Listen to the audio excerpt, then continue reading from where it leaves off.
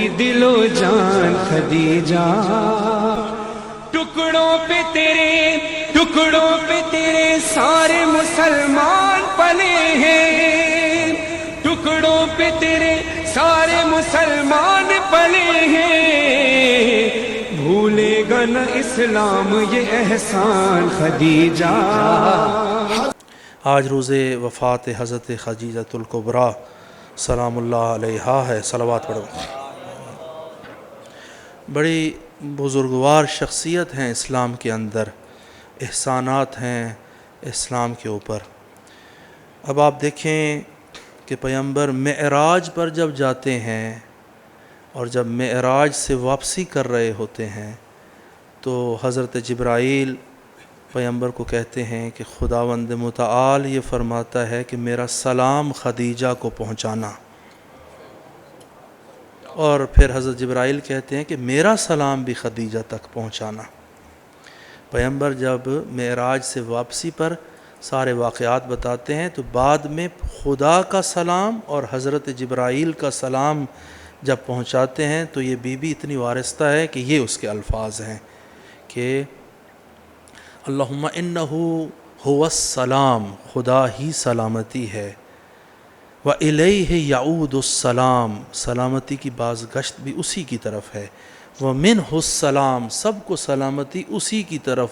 پلٹتی ہے، وَعَلَى جبرائیل السلام، اور جبرائیل پر بھی میرا سلام ہو۔ تو جس طرح سے حضرت خدیجہ نے وہ مشکلات برداشت کی ہیں آپ ان کا تصور بھی نہیں کر سکتے۔ تو ابتدائے اسلام میں پیغمبر کے اوپر وہ شدت آئی ہے، اس شدت کو پیغمبر نے برداشت کیا ہے، امیر المومنین نے برداشت کیا ہے، تو حضرت خدیجہ الکبریٰ نے اس شدت کو برداشت کیا ہے کہ تمام قریش کی عورتیں ساتھ چھوڑ گئی تھیں، تو سب بے تنہائی ہوتی تھیں، اور پھر ایک دفعہ پیغمبر گھر میں تشریف لائے تو گفتگو کر رہی ہیں، تو پیغمبر پوچھتے ہیں کہ تم کس سے گفتگو کر رہی تھی؟ تو فرماتی ہیں کہ میرے شکم میں ایک فرزند ہے، بچہ ہے، جو میں تنہا ہوتی ہوں تو وہ میرے ساتھ گفتگو کرتا ہے۔ یہ مقام جو بی بی کو ملا ہے یہ کوئی جو ہے یہ اس وارستگی کی وجہ سے ملا ہے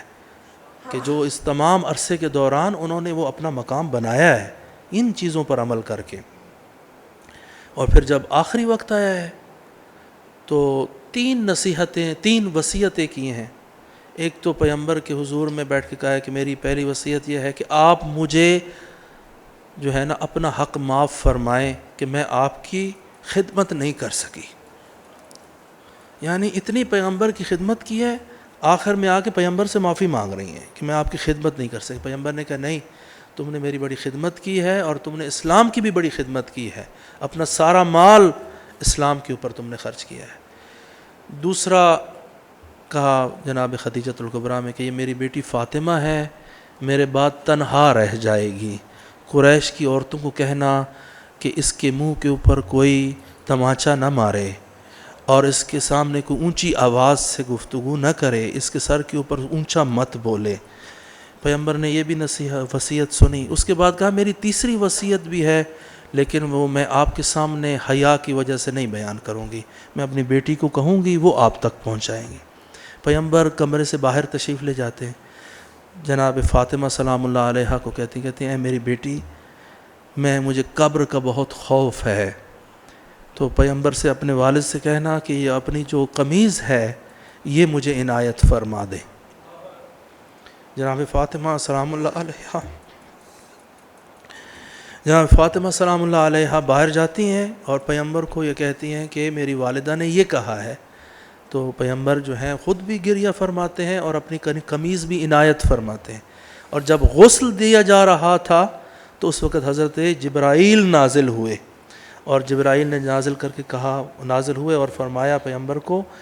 کہ خدا فرماتا ہے کہ خدیجہ نے اپنا سارا مال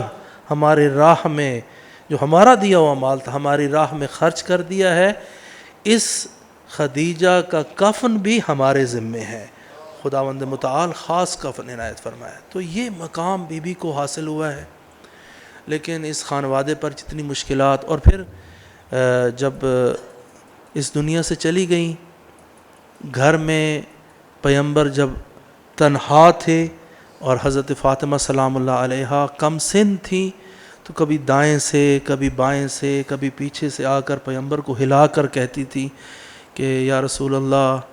یا ابتا این امی، میری ماں کدھر ہیں؟ پیغمبر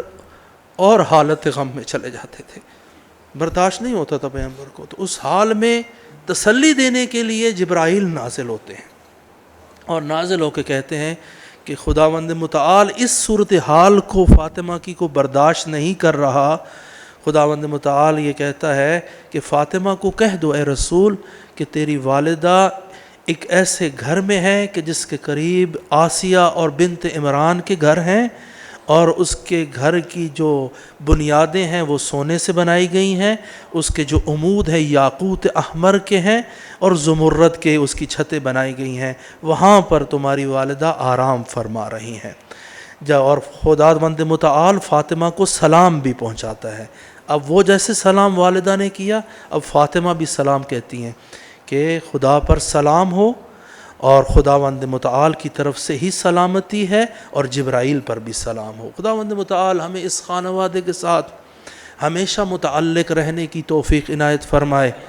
ان کے جو اخلاقیات ہیں، ان کے جو کردار ہیں، اس کو اپنی زندگی میں وارد کرنے کی توفیق عنایت فرمائے.